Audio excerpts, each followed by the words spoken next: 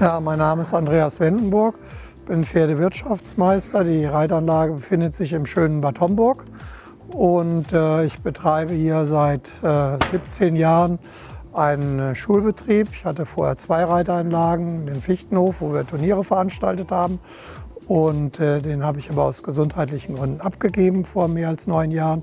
Und wir bilden hier Reiter aus und Pferde aus. Und zu dem Betrieb gehören noch Lehrlinge, ein Lehrling. Und wir haben einen Schulbetrieb hier, der aber in der Form ist, dass wir die Pferde eben vermieten, dass die Reitschüler die Pferde mieten können, natürlich nur unter Aufsicht. Strohpellets seit fast einem halben Jahr. Wir hatten erst zur Erprobung, dass wir 3 Boxen damit eingestreut haben, auch bei den Pferden, die nicht so ganz sauber sind, und weil einfach die Belastung des Personals einfach dann doch enorm ist und es ein großes Problem ist mit der Mistentsorgung. Und das, muss ich sagen, hat sich sehr bewährt, weil einfach die Arbeit deutlich erleichtert wird. Mistentsorgung ist deutlich weniger. Das Personal hat sauberes Arbeiten mehr, und dass eben auch von der Strohverbrauch das einfach deutlich mindestens um 50% reduziert ist. Familie Stehr produziert das Stroh und produziert die Pellets, und wir bekommen sie per LKW hier angeliefert. Ab Hof ist es einfach so, dass wir, wie gesagt, in der Scheune es gelagert haben. Dann nimmt der Mitarbeiter eine Schubkarre und befüllt die. Das Material wird dann leicht angefeuchtet. Das dauert so eine halbe, dreiviertel Stunde, bis es etwas aufgequollen ist, und wird das dann in die Box eingebracht. Wenn jetzt eine Box neu eingestreut wird oder die Box eben leer ist, werden die Pellets die aufgeweichten Pellets in die Box eingebracht.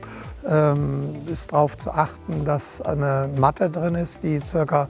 8 bis 10 cm dick ist, und dann ist es einfach nur noch notwendig, dass man die Pferdeäppel, wenn es geht, 2-mal am Tag abmistet, und nach 5 bis 6 Tagen, wenn man sieht, wo die Urinflecken sind, dass das rausgenommen wird und die Fläche dann wieder begradigt wird. Nachzustreuen ist es ca. alle 4 bis 5 bis 6 Tage, je nach Pferd. Aber es ist einfach eine deutliche Arbeitserleichterung und spart Kräfte des Personals, und die Pferde stehen einfach sauber und trocken da.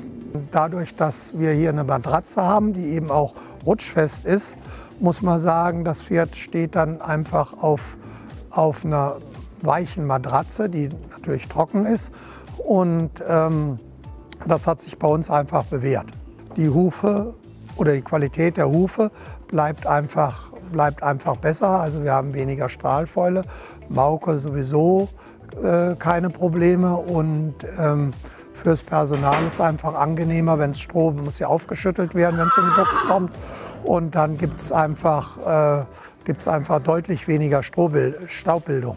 Und die Erfahrung, also dass die Pferde die Pellets auffressen oder in größeren Mengen, ist mir noch nicht aufgefallen. Wir hatten auch keine Probleme mit Kolik oder dass ein Pferd sag ich mal, da dauerhaft gefressen hat. Die probieren das mal, aber die gehen da normalerweise nicht dran.